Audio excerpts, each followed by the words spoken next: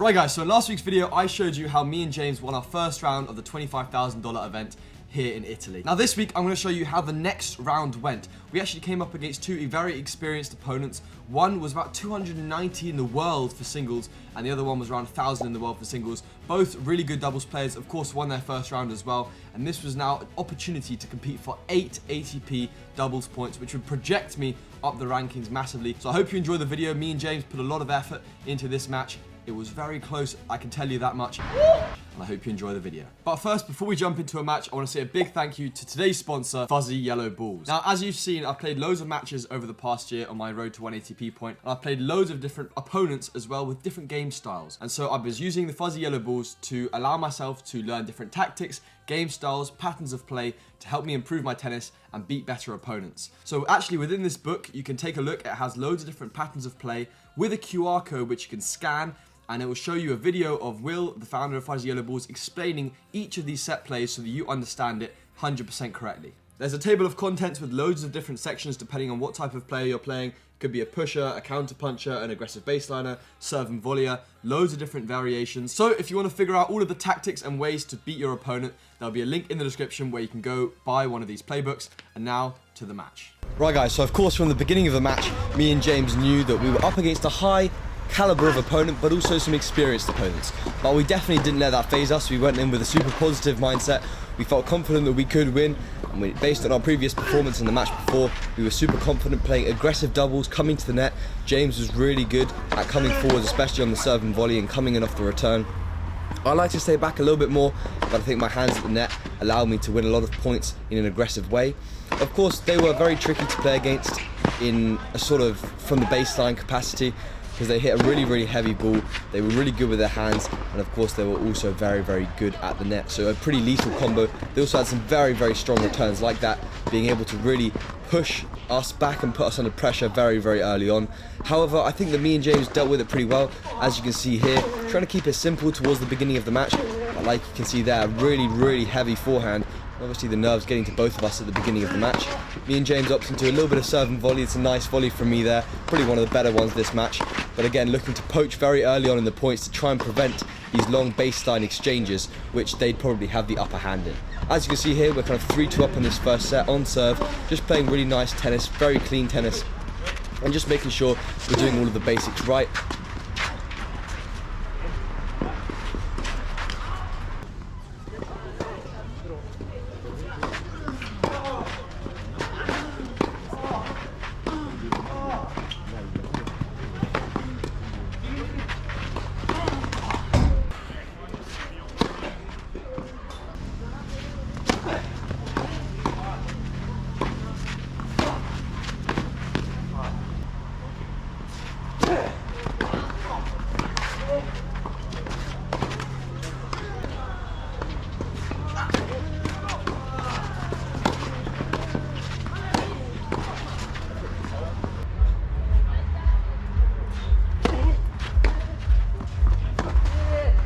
Through a joke shot down the line, we're back level at 4-all after about 30 minutes in this match.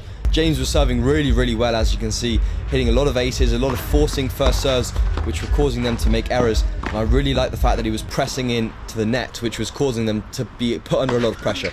As you can see here, we got our first chance here at 30-love up, but they managed to put it away on serve, and we went to a sudden death juice at 5-4 with a set point. But again, we were just a little bit uncertain, and that really deep ball put me under pressure. I tried to switch out the line and just missed wide, unfortunately. Maybe should have just come into the net a little bit earlier and try and just make a play at the net rather than just trying to wait and play from the back.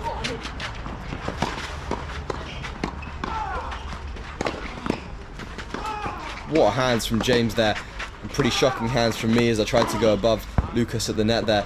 We were up 40-love, now it's 40-30, and after a joke return, it's back to sudden death juice, potentially for a break point for them now. And I just missed the ball at the top of the net. And now they're serving at 6-5, and how quickly a match that you think you're going to win the set of can change, and they went up in this service game playing super confidently again. And that really kind of hit home a little bit in the sense that me and James were so close to taking that first set. Of course, kind of ended up having it clinched from us at this stage. But nevertheless, we tried to regroup, refocus, come in with a little bit of a different strategy in this second set, making sure, again, that we're playing the net plays, but maybe mixing it up a little bit more on serve, going out wide, going down the tee and into the body, and then poaching at the net, and really trying to stay active, and of course put smashes away, because that's super important. And I think the main thing is we were both really enjoying this match. We were enjoying competing against such a high level of opponent. I think that in general we were really enjoying ourselves, which is a #1 thing.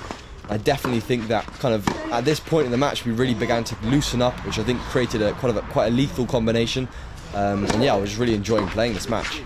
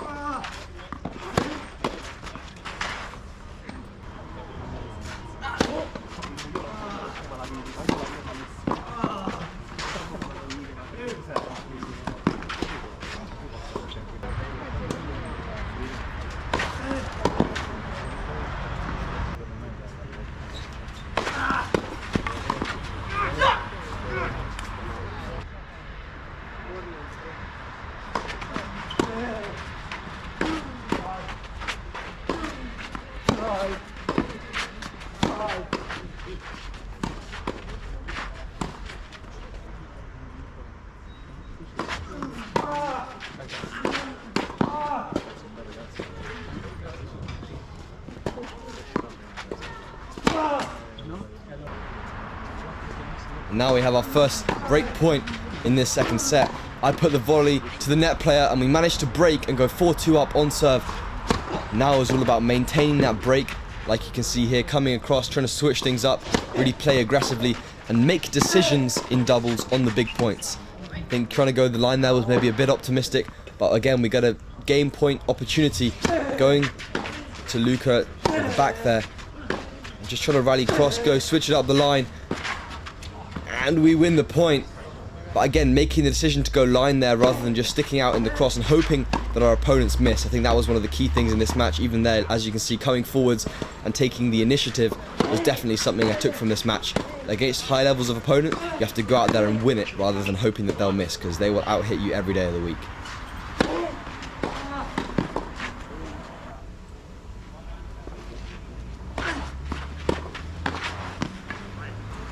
And up 40-love at 5-3 in this second set. We left the ball and took us to a tiebreak. And before we take a look at the match tiebreak, I wanted to let you know that only 37.8% of you that watched last video are subscribed. So go down there, make sure that you subscribed. It really helps to support the channel. And now let's take a look who won the tiebreak. So now into the tiebreak. I'm going to let you guys sit through this one. Loads of amazing points, probably some of the best of the match. I'll let you guys enjoy.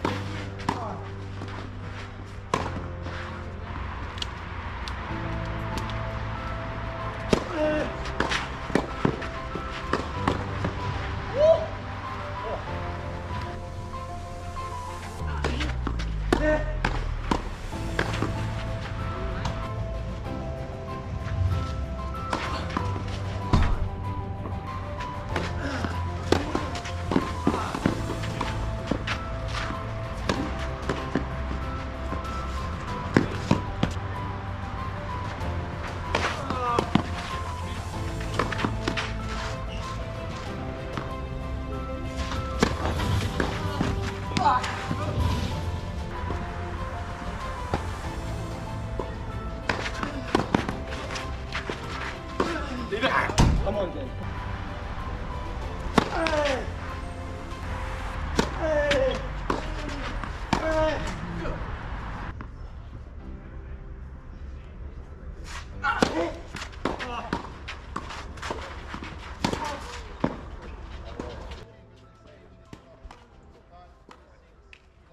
So unfortunately, it wasn't the result that we wanted. We had that match point on serve and it was super close. However, one of the perks of playing the $25,000 event is that you actually get some prize money. And here I have the receipt for this prize money event. So before we take a look at it, I want you to go down below the video and leave a comment. How much do you think I personally got paid in euros from this second round defeat? So let's take a look. Right, so the grand total for a second round loss in a $25,000 event is 100 euros and 80 cents. So because I don't live in Italy, I was taxed 30% on my winnings basically before I even collected them, which meant that I went from 144 euros to 100 euros and 80 cents.